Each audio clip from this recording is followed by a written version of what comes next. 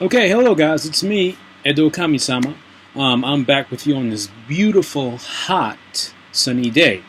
It is Monday, July 4th, 2:18 p.m. Um, Today, since in my last discussion I had spoken with you guys about racism in Japan, I'm going to talk to you about a lighter note. We're going to go into the politeness, the kindness, some of the things that I've experienced and seen in this country. Okay, so cultural wise, this country believes in being kind. You have to uphold this image of being nice, polite at all times. That includes workplace, um, out in the public eye. You have to be polite. You just have to put on that image. And I've experienced and seen it a lot.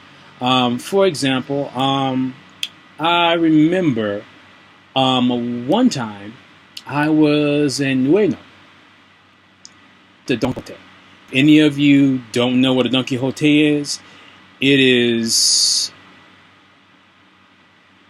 It's almost like a Spencer's, but with all things that are Japanese pop culture and so forth.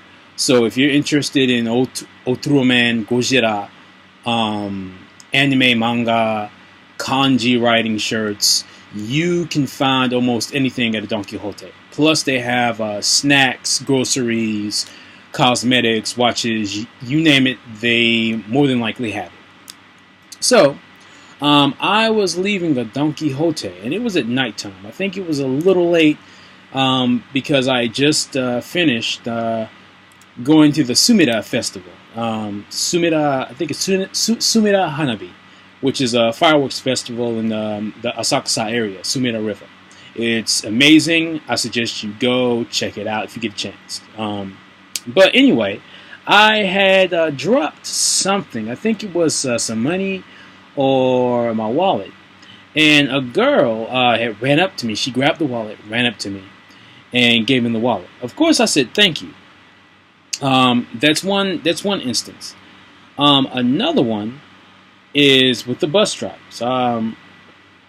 Sometimes if you don't have the right amount of fare money, you can use the Suica card for this as well. But if you don't have enough money, then sometimes the bus driver will just let you leave anyway because they know that you're on the route or they know that you don't have the means of getting extra cash.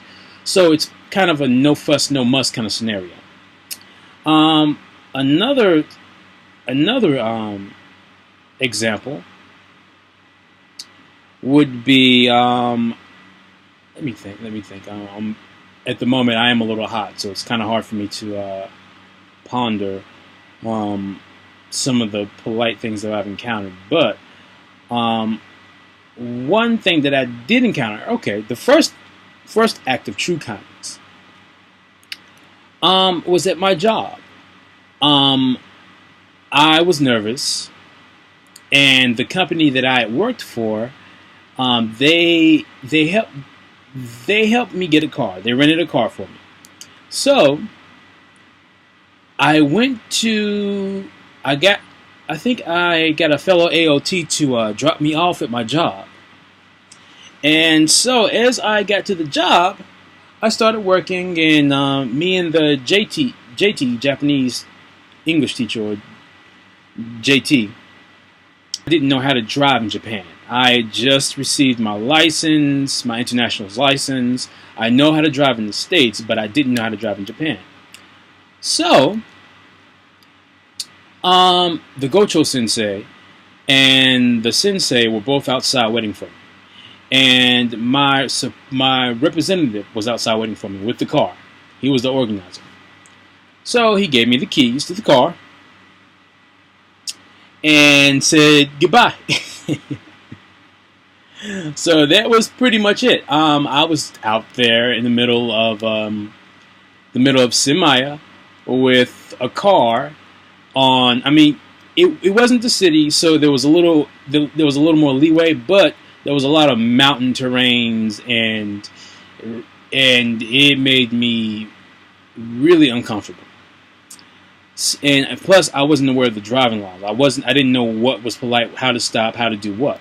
So the teacher that worked with me, my coworker, she didn't know who I was at first. We just met. She offered to teach me the kind of the rules of driving. So she jumped in the car with me, and we did a little practice test around the area, around the entire area. And she didn't really have to do that, but she did go out of her way to help me, which was really kind of her. So the next day, I still wasn't sure on how to get back to my apartment. It was, I know some of you guys are probably saying, what, why would you be, there should be signs, there should be this, and so forth. Well, I will get to that in a moment. Number one, out in the area, out in the country, rural area, there's not that many signs. You just have to go by objects, markers. And even then, when there's a lot of road, a lot of grass, and a lot of mountains, it's kind of hard to get used to it the first 2 days.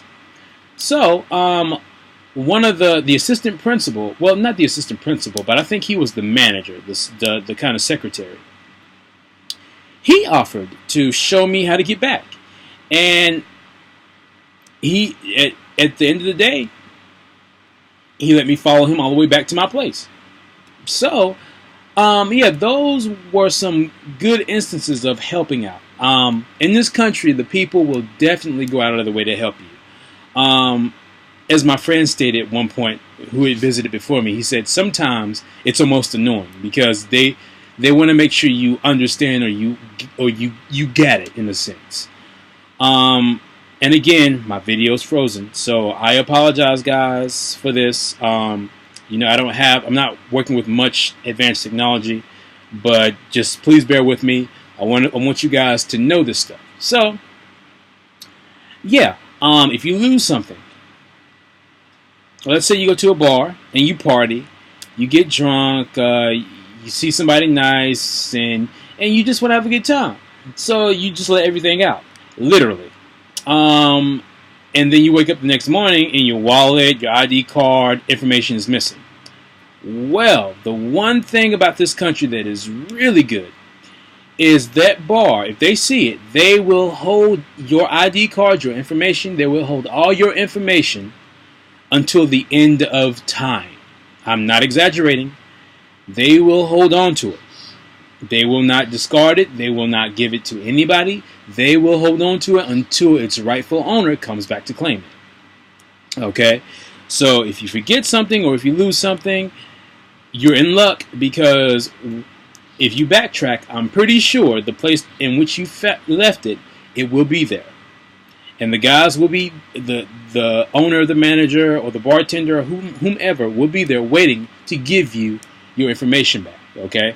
So that's another good thing. For me, I've had, well, here's another polite thing that really happened to me. And honestly, I mean, the way that they help you when you're a foreigner, it's above and beyond. It's above and beyond. So one time, I had decided to go to Akihabara. Okay, I wanted to go to spend a night in one of the manga cafes because I did some research online before coming to Japan that Akihabara was the place if I wanted to find Gojira things or anything just otaku related, anime, Gundam, all that stuff. Okay, so I go to Akihabara, and to be quite frank, I wasn't impressed. Now, that's not to say that Akihabara doesn't have good things. Akihabara is a wonderfest. It's like a big giant anime convention. That's the best way I can put it. For those of you who frequent anime conventions, then you might be immune to Akihabara. That's just my take on it, because in my opinion, it just reminded me of being in an anime convention. Okay, but aside from that, I'd say, well, I'm gonna go here and spend the night. Why not? Let's do it. Live a little bit. So I didn't have my passport on me, and I know what you guys are thinking. Wow, you didn't have your passport on you? What was going through your mind? Well, number one, I wasn't aware. I can't say I wasn't aware, but I think maybe it had slipped my mind that the laws were so strict about not having passports here. Okay, and I thought that I didn't know that the cafes had. I didn't know that the passport law was so strict. I mean, it is incredibly strict, enforced to a T. Okay, so it's best to keep your passport, ID card on you at all times. Okay, but I was lucky. I survived by the skin of my teeth without my passport when I came to Akihabara, unknowingly. Okay, so I was trying to find a manga cafe to spend the night, and so I went upstairs. I found a cafe, and my main goal was just to spend the night. I guess spend the night and drink, just experience, just an experience, just to say that I did it. Okay.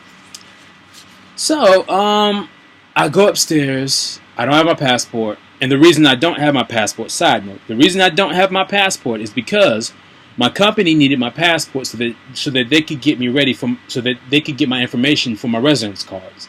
Because if you don't have a residence card, even though a passport is okay, you will still look extra suspicious for not having a residence card living in a residential area. Okay? So, as I go to the manga cafe, I'm getting ready. It's cool. It's nice. I see all the manga, and so I talk to this gentleman up front, and he says specifically, "Oh, we can't. You can't stay here." And I'm thinking, why not? And he said, "This is what they've said, okay? Because apparently there are people that come and they come and I guess other foreigners were doing crimes where they were blackmailing or hacking. I can't remember the gist of it, okay? But the point that it came to was that if you don't have a passport, you couldn't spend the night there, okay? So I thought to myself, wow, really? I'm out of luck. So thus began my quest to look for a hotel. Now, I wasn't aware that the same rule applied to hotels as well, but I tried anyway. And as I was looking, asking for hotel, and help, I was directed to a police station. Now, mind you, if you don't have your passport, one place you do not want to go to is the police station. That's the last place you want to go to. But me, being naive and unknowing, I went in anyway. I went inside and I asked the police officer how to get to a hotel. And luckily they didn't ask me if I had my passport or not. Because if they had asked me, then I would have been arrested. I would have been spending the night in jail. Okay? But at the time I didn't know this. So I think I ended up having to walk, or maybe I took a taxi from Akihabara to Akiba, I think. That's the closest one to it. I think, don't quote me, I can't remember, it's been a while. But I found a hotel there. And there was this nice young lady. She was a very nice young lady. She saw me, and I think she knew I didn't have a passport or not, but I was just kind of exhausted and tired. So I went into the hotel, and I asked her if I could get a place to stay. And so when I told her I didn't have a passport, usually they'll turn you away. Usually they'll say, okay, no, you can't stay, you don't have a passport. But she allowed me to stay, okay? So that's another example of their kindness. Sometimes they will go out of their way to help somebody if they know you really need it. Okay. Now, some other good points about this area. For me as a foreigner, especially as a black foreigner, yeah, my world is different than a world of a white female or a white male. The world is different. Okay. There's a little bit of a similarity, but it's still different.